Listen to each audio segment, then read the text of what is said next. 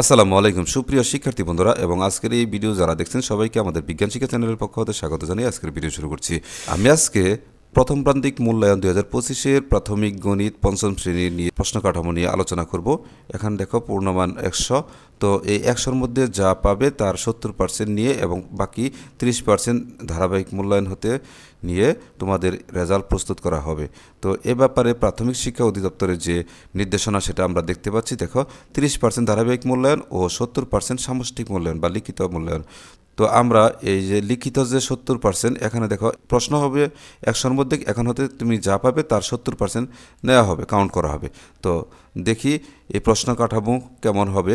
1 নংয়ে থাকবে 1 নংয়ের ক, সঠিক উত্তরটি খাতায় লেখো বহু নির্বাচনী। এখানে হবে 20টি প্রশ্ন, 20টির মধ্যে 20টি উত্তর করতে হবে, নম্বর হবে 20। 1 নংয়ে ক আছে আর 1 নংয়ে খ আছে। দেখো এই যে 1 নংয়ে খ, এখানে হবে শূন্যস্থান। পরে দেখো 2 নং প্রশ্নোত্তর সংক্ষিপ্ত প্রশ্নোত্তর, এরপর থাকবে 3 নং বড় প্রশ্ন। তো এখানে থাকবে 10টি প্রশ্ন উত্তর দিতে হবে। এখানে প্রতিটি প্রশ্নের মান হবে 5, 5, 10, 50। তো চলো প্রথমে আমি 1 নংয়ের ক নিয়ে আলোচনা করব। সঠিক উত্তরটি খাতায় লেখো। আমি একটু জুম করে নিচ্ছি বোঝার সুবিধার্থে। দেখো আচ্ছা, দেখো 1 নংয়ের ক সঠিক উত্তরটি খাতায় লেখো বহু নির্বাচনী 20। 1 নম্বর কি দেওয়া আছে দেখো, 506 গুণ 345 সমান 1,74,570। এখানে গুণক কত? আচ্ছা, গুণক কত? যে সংখ্যা দিয়ে গুণ করা হয় সেটা হচ্ছে গুণক। তো এখানে 345 হচ্ছে গুণক, এটা আছে কি খ নাম্বারে, এটা হবে সঠিক উত্তর। আচ্ছা, 2 নঙ্গে কি দেওয়া আছে দেখো, 430 গুণ 500 সমান খালিঘর, অর্থাৎ গুণফল কত? এখানে খালিঘরে কত হবে? তো এটাকে এটাতে গুণ করলে যেটা হয় দেখো, সহজ পদ্ধতিতে আমরা কি করি, গুণ এবং গুণকে যে কটা শূন্য আছে সেটাকে বসিয়ে নিই। এখানে কত আছে? একটা আর এখানে দুইটা, মোট হচ্ছে তিনটা শূন্য। দেখো কোনটা কোনটা আছে, তো সেগুলো সম্ভাব্য উত্তর হতে পারে। এই দুইটার মধ্যে আছে 3টা শূন্য, এই দুইটার মধ্যে কোনটা হবে এখন আমরা একটু যাচাই করে দেখি। দেখো এখন এই 5 দ্বারা 43কে গুণ করো। প্রথমে 3কে গুণ করবে, 5 3 15, 5 হাতে 1, 5 4 20 আর 1 21। দেখো এটা হচ্ছে উত্তর। আচ্ছা, 3 নম্বরে কি আছে?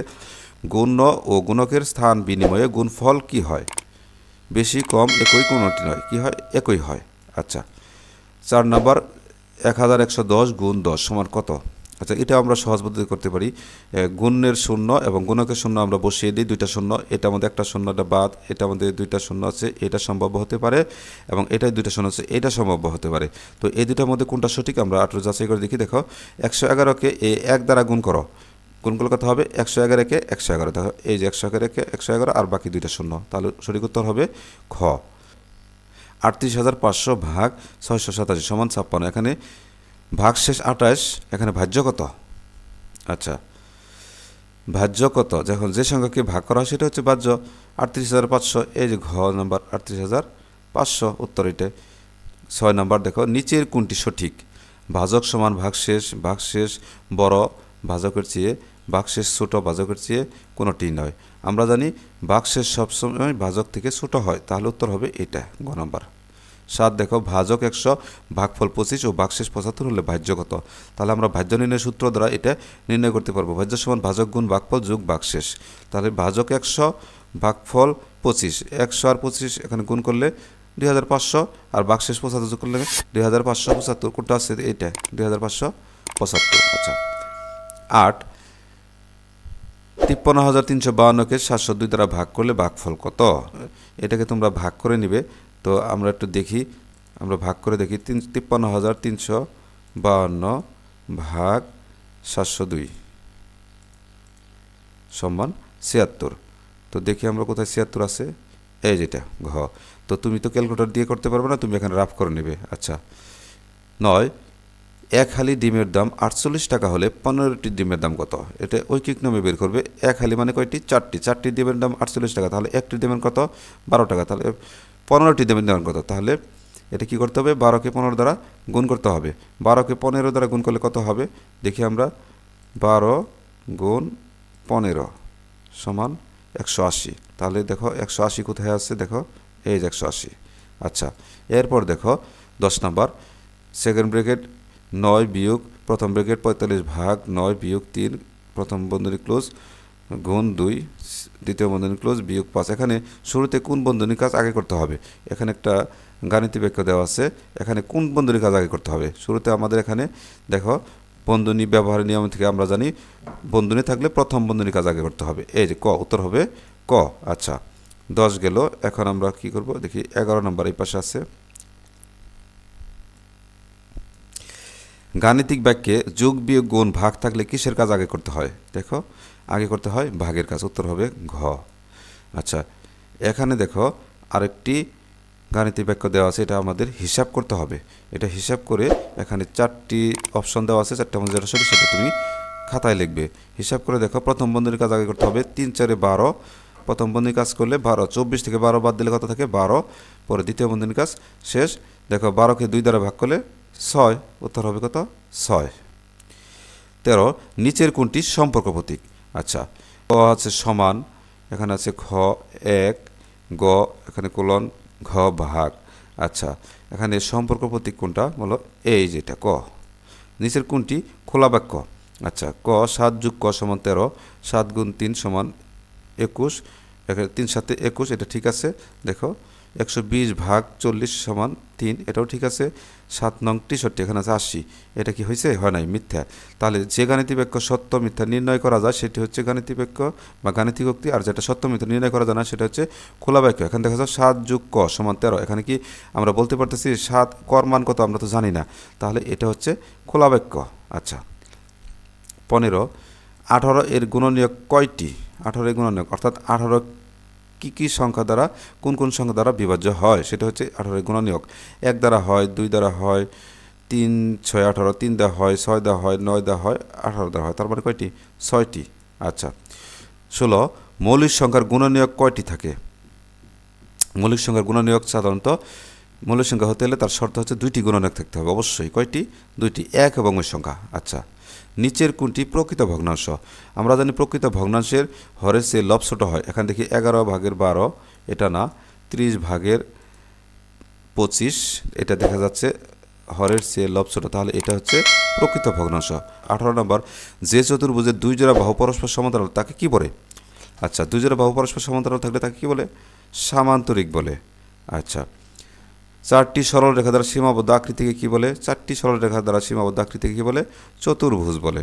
আচ্ছা ক খ গ ঘ একটি সামান্তরিক, অ্যাঙ্গেল খ সমান 120 ডিগ্রি হলে অ্যাঙ্গেল ঘ সমান কত?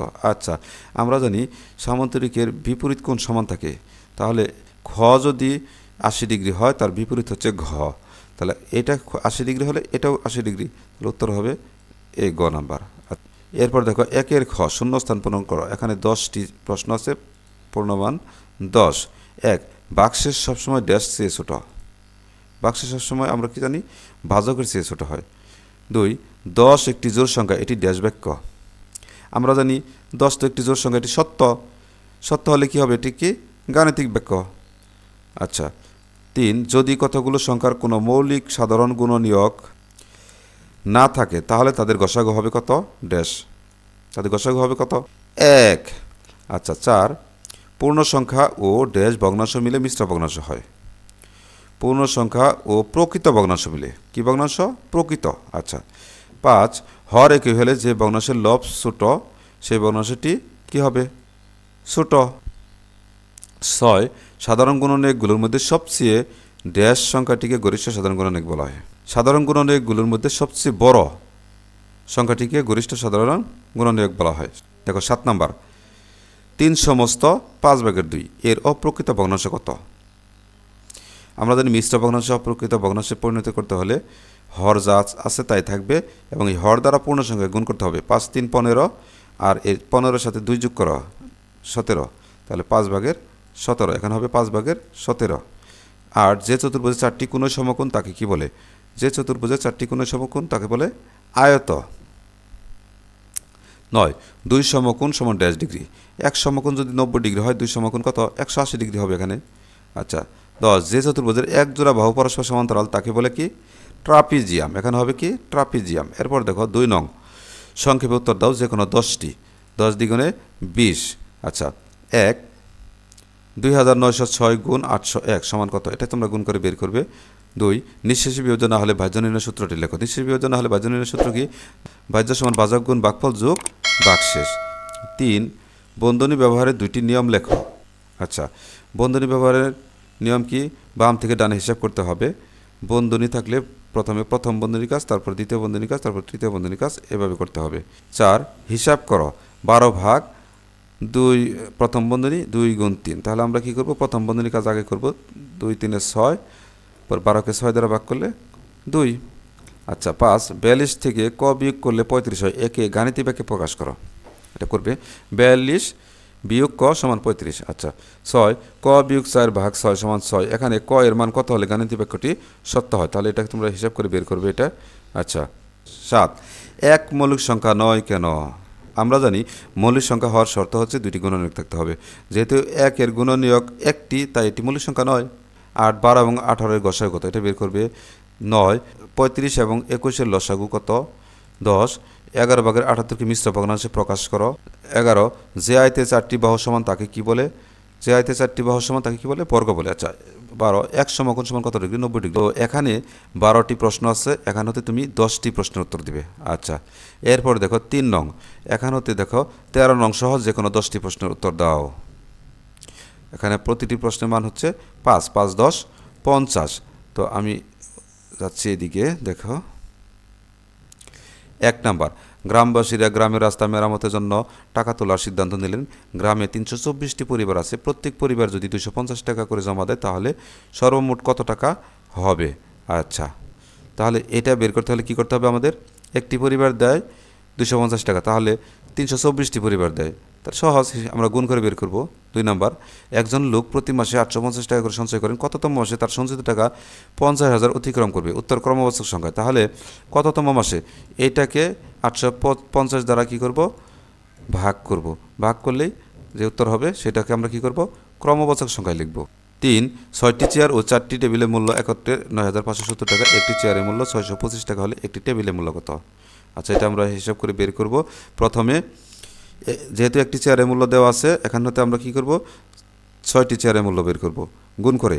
তারপর এই 6টি চেয়ার এবং 4টি টেবিলের মূল্য একত্রে 9,570 টাকা। এখান হতে এই 6টি চেয়ারের মূল্য বাদ দিলে 4টি টেবিলের মূল্য বের হবে। পরে 4টি টেবিলের মূল্যকে 4 দ্বারা ভাগ করলে একটি টেবিলের মূল্য বের হবে।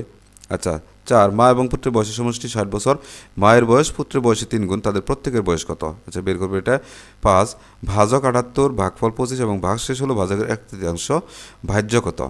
আচ্ছা 6 ক প্যাকেট বিস্কুট এবং 1 বোতল পানির মূল্য একত্রে ক টাকা।